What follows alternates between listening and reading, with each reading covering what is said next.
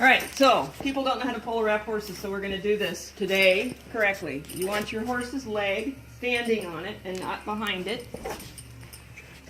Start on the outside so you can see it. You want to make sure your wrap is flat. Stays flat, the ends are flat.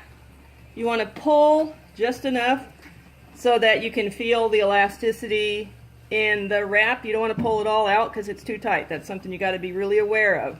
Make sure it's not too tight. You don't want any gaps. You don't want any wrinkles. One thing about polo wraps that's better than splint boots is you can wrap. There's a gap. You can wrap all the way up to the knee and cover the most vulnerable part for a splint, which is right there.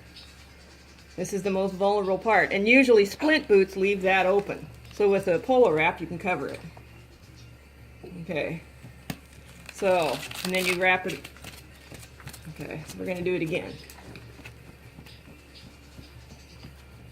Okay. Quick roll job. Sing for the camera there. Hmm? Sing for the camera, Abby. No.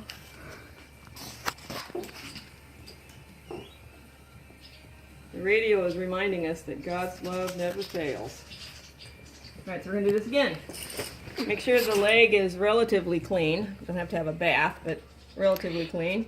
Flat on the outside.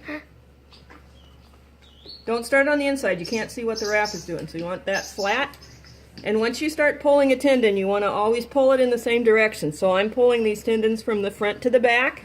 I pull all my tendons from the front to the back. So it goes this way. So in your horse's lifetime, don't ever switch and start going the other way. That was better. I had a gap on the last one. Okay.